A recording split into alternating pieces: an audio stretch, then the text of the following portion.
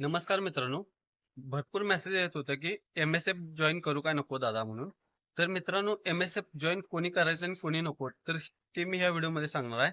जर मित्रांनो तुम्ही भरतीची तयारी करत असाल तर आपल्या चॅनलला सबस्क्राईब करून ठेवा. भरपूर व्हिडिओ तुम्हाला फ्रीमध्ये कसं करायचं आणि कुठून चांगलं अभ्यास होईल याबद्दल मी व्हिडिओ भरपूर टाकलेले आहेत आणि ते पण तुम्हाला पाहायला मिळतील आणि अपडेट पण पाहायला मिळतील. तर मित्रांनो, एम-एस-एफ कोणी जॉइन करावं. तर मित्रांनो, जर तुमचं वय जास्त असेल तर तुम्ही एम-एस-एफ 100% जॉइन करा. कारण एम-एस-एफचा पगार पण वाढणार आहे आता. 28,000 पर्यंत पेमेंट पडेल त्यांना. त्यामुळे आणि वर्दी ही वर्दी असते मित्रांनो. ती होमगार्डची असू दे, एम-एस-एफची असू दे किंवा पोलिसाची असू दे.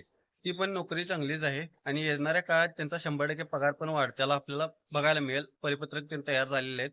जर तुमचं वय जास्त असेल, जर तुम्हाला वाटत असेल की पुढल्या भरतीमध्ये माझं आता ग्राउंड कमी येईल किंवा माझी लेखी चांगली नाही आहे, त्यामध्ये लेखीमध्ये स्कोर होणार नाही, तर तुम्ही 100% एम-एस-एफ जॉइन करा. एम-एस-एफ चांगली आहे ड्युटी. थोड्या दिवसांना आपापल्या जिल्ह्यामध्ये पण मिळते ते. थोडे दिवस काढायला लागतात मुंबई, पुण्यासारख्या शहरामध्ये. जर तुमचं वय जास्त असेल तर करा आणि जर तुम्ही पहिल्या दुसऱ्या भरतीत जर तुम्ही वेटिंगला असाल आणि जर तुमचा स्कोर पण ग्राउंड पण अजून वाढत असेल किंवा इथून पुढं करून होणार असेल तुमचं ग्राउंड तेन चांगलं, तर तुम्ही एम-एस-एफ जॉइन करू नका मित्रांनो आता.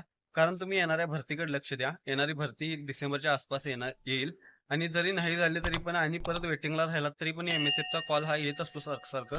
त्यामुळे तुम्ही काय करा, जर तुमचं वय लहान असेल तर तुम्ही एम-एस-एफ जॉइन करू नका. होमगार्डची पण भरती निघणार आहे, तिथं तुम्ही ट्राय करा. तुम्ही तुमच्या जिल्ह्यात राहून तुम्ही ड्युटी करून होऊ शकतं. एम-एस-एफचं मित्रांनो मुंबईला जावं लागतं. कमीत कमी 2-4 वर्ष तरी मुंबईत तुम्हाला घालवावे लागतात. त्यानंतर मग तुम्ही आणि भरतीचं करू शकताय. त्यापेक्षा तुम्ही जर होमगार्ड तिथल्या तिथं करून जर होमगार्डच्या ड्युटी करत करत केला तरी पण चालेल. नसेल तर एक टाक आपला पोलीस भरतीकडे फोकस द्या 100%. येणारी भरती लवकर येईल आणि त्या भरतीत कसं आपण लागू याच्याकडे जास्त लक्ष द्या. ग्राउंड आणि अभ्यास चांगला ठेवा. जेवढं तुम्ही ग्राउंड आणि लेखी कराल तेवढं तुम्हाला फायदा होईल मित्रांनो. ग्राउंडचा स्कोर हा 85 प्लस ठेवा आणि लेखीचा स्कोर 85 प्लस ठेवा आणि ग्राउंडचा स्कोर हा 45 प्लस ठेवा.